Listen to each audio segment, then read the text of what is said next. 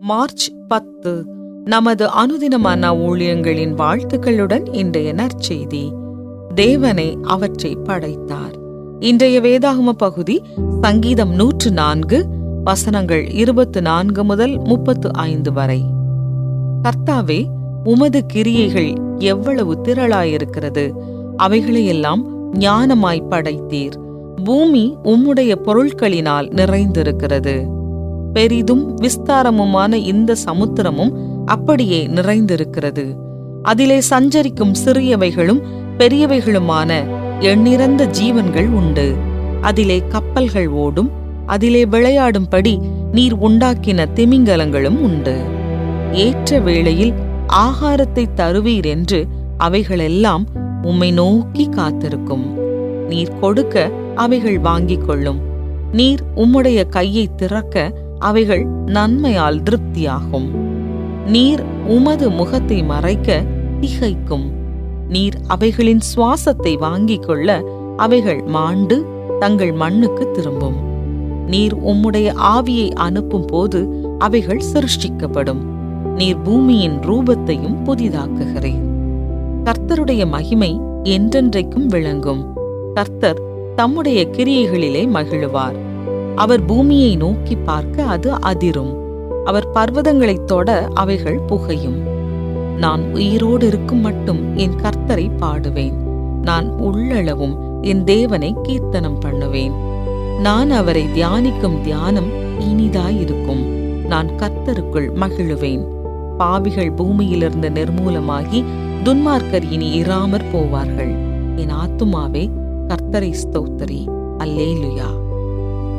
குறிப்பு வசனம்: கர்த்தாவே, உமது கிரியைகள் எவ்வளவு திரளாய் இருக்கிறது!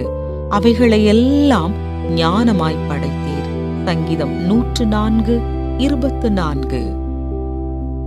கலிபோர்னியாவில் உள்ள மான்டரே பே மீன் கண்காட்சிக்கு நாங்கள் சென்றிருந்த போது அங்கே பலவிதமான வண்ண மீன்களுடன் வினோதமான மீன்களும் காட்சிக்கு வைக்கப்பட்டிருந்தன.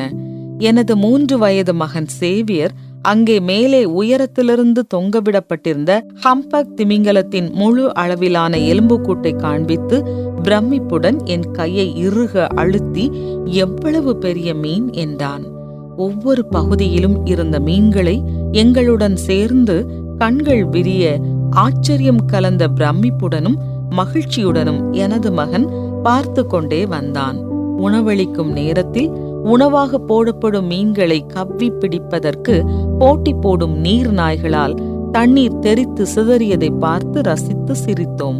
ஒரு பெரிய கண்ணாடி மீன் தொட்டியின் நீல நிற நீரில் நடனமாடுவதைப் போல் நீந்தும் தங்க பழுப்பு நிற ஜெல்லி மீன்களை பார்த்து மனம் மயங்கி மீன் தொட்டியின் முன் அமைதியாக நின்றோம்.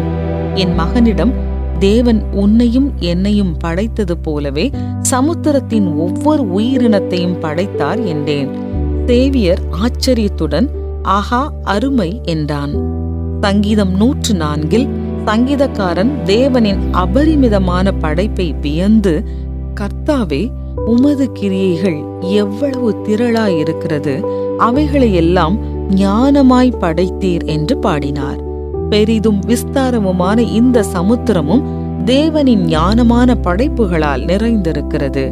அதிலே சஞ்சரிக்கும் சிறியவைகளும் பெரியவைகளுமான எண்ணிறந்த ஜீவன்கள் உண்டு என்றும், தேவன் தான் படைத்த அனைத்தையும் தாராளமான மற்றும் திருப்திகரமான வகையில் போஷிக்கிறார் என்றும், ஒவ்வொன்றின் ஆயுச நாட்களையும் தேவன் தாமே தீர்மானித்துள்ளார் என்றும் அவர் கூறுகிறார். நான் உயிரோடு இருக்கும் மட்டும் என் கர்த்தரை பாடுவேன். நான் உள்ளளவும் என் தேவனை கீர்த்தனம் பண்ணுவேன் என்று நாமும் சங்கீதக்காரனோடு இணைந்து அர்ப்பணிப்போடு அறிக்கையிடுவோம். பெரியது முதல் சிறியது வரை ஒவ்வொரு உயிரினமும் நாம் தேவனை புகழ்வதற்கு வழிவகுக்கும். ஏனென்றால் அவை அனைத்தையும் அவரே படைத்தார். தேவன் உருவாக்கிய அற்புதமான உலகை ஆராய்வது அவரை புகழும்படி உங்களை எப்போது வழிநடத்தியது? தனது வல்லமை மற்றும் பராமரிப்பின் கீழ் உங்கள் நம்பிக்கையை ஆழப்படுத்த தேவன் தனது சிருஷ்டிப்பை எவ்வாறு பயன்படுத்தினார்? சர்வவல்ல சிருஷ்டிகரே, அனைத்தையும் பராமரிப்பவரே, நீரே எனது எல்லா புகழ்ச்சிக்கும் மிகவும் தகுதியானவர்.